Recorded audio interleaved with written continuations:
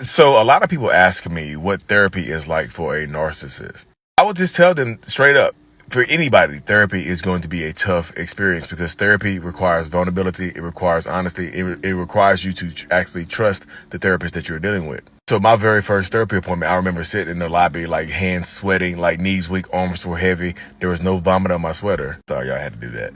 I remember sitting there super nervous, not knowing how it was going to go because, I don't know anything about therapy. The only thing I knew about therapy was what you see on TV. Am I going to go in here and lay back on the couch and them take notes and things like that? What am I going to say? Am I going to get in trouble or whatever?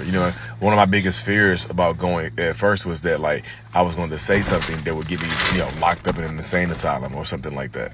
But it was nothing like that, y'all. I mean, I went in there, sat down in the therapist chair, and she like, "What are you doing here at 32 years old?" And I just started crying.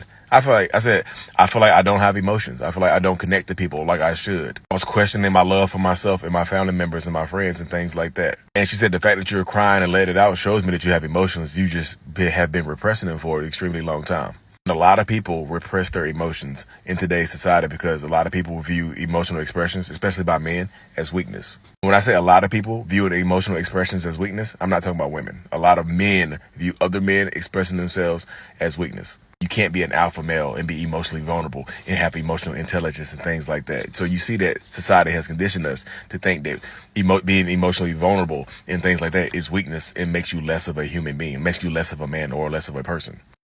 It's 5 years of therapy. I feel like I've just become more human. Yes, I will always have narcissistic personality disorder. It doesn't go away, but going to therapy has helped me just change my life for the better, y'all, honestly. Whole platform is showing y'all that not all narcissistic people are evil and come from a place of evil intent.